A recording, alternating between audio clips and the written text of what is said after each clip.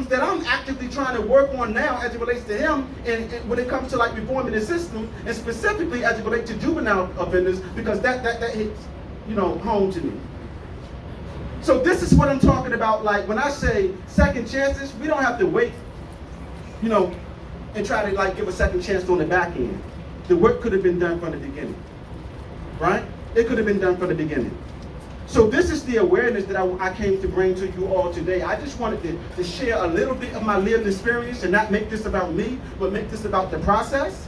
Make this, when we're talking about reform, right? So it's so many other individuals in the system right now like me. And Neil Bates, he could have been just like me, only if he received treatment. Right? Y'all feel me? Only if he received treatment. And I ask you, before I get off of the stage today, I want each and every one of you to do one thing right now.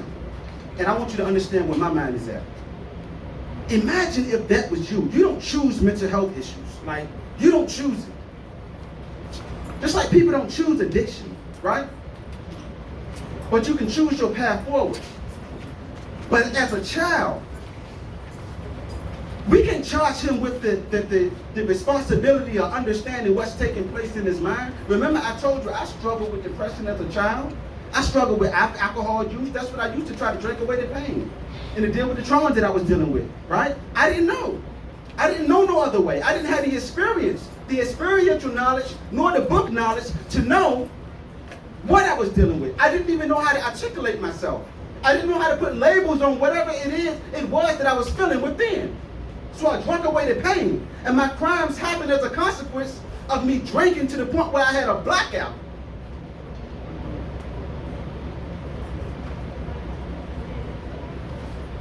I'm not a criminal. Right? I'm not a bad person. I was never a bad person. And a lot of these individuals that are serving time right now in the Virginia Department of Corrections, they are not bad people. This is a reality. And they deserve a second chance. And Neil Bates deserves a second chance. So I leave you with this. And this is my last point. This is not about me, right?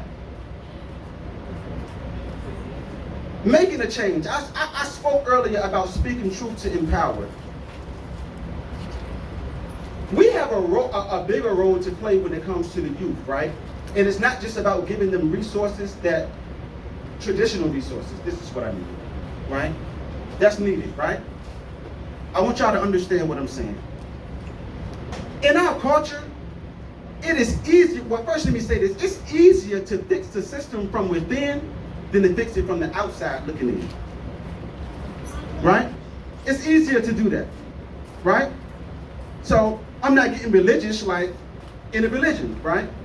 In our religion, we say that the hypocrites do more damage to the religion than the disbelievers or anybody who fight against the religion from the outside. Why? Because the hypocrites destroy the religion from within, right? And you can't see it. They come, under this guise like they're trying to help, and they're destroying the religion.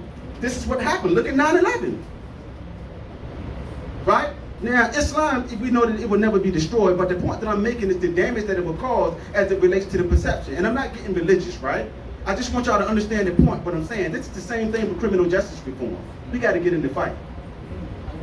Right? So what do? We do things like, we try to encourage our children not to become police officers. Right? It doesn't make sense. My goal is not to eradicate the police force. My goal is not to, I don't want to live in a lawless society. I don't want to, not me. And I'm not going to get up here and speak as if I want to. Right? This is the truth. I just want better policing, right? Fair policing. This is what I want. This is what we want. So what better way to do that than to put our youth in these positions where they can police effectively and fair? People that look like us. Yeah. We saw today, we got black delegates, congressmen, and so on and so forth. This is what we need. If you want to eradicate the racism, right? Just put people in place that's going to make the correct decisions, right? And going to be fair and just. Prosecutors. We got a Muslim prosecutor in Norfolk, right? I'm not making this about religion or anything, but what I'm saying is, you need diversity, right? You need it. So now, why don't we encourage our children, right, to become prosecutors? We just encourage them to become attorneys. Right now, a prosecutor is an attorney. Yes, we know that, but y'all understand what I'm saying. And I'm not saying to put them in place where they can like send people to go. One thing I don't agree. I don't believe a prosecutor's job is to just send people away or prosecute people. I don't agree with that, right? I think that everybody should have a vested interest in seeing that justice be served. So that's the goal. So I want to say that, right? So, but why don't we encourage our children to become prosecutors? It's unpopular, right? But the reality is we putting these own barriers up that prevent us from getting to where we got to go. It's a quicker, it's an easier and a smarter way to get to where we got to go. Now I'm going back to the beginning. Direction. This is direction. Instead of trying to change someone else's mind, put someone like, listen, the parents are the children's first teacher. So speak instead of speaking truth to power, speak truth to empower. See, when you speak truth to power, you're trying to change someone else's mind. There's nothing wrong with that, right? Cool, right? Right? There's nothing wrong with that. Meaning, and when I say change someone else's mind, I'm saying like, or even if you don't change their particular mind, trying to change the process, right? So meaning like if we like we got one loud voice. We have a loud voice, and sometimes even if people don't want to like do the right thing, they do the right thing because it's on a public stage, right? And this is what I mean by speaking truth to power. And I'm gonna bring this around, brother. Okay, are we good? Okay, so now when I say truth, speak truth to empower, I'm talking about like to our children, right? To our children. We have to educate them, empower them to be in the positions to affect the change that we desire. And this is my point. And I'm going to conclude with that, right? We talking about second chances money. It's easier, right, to make a change from within than to make a change from without.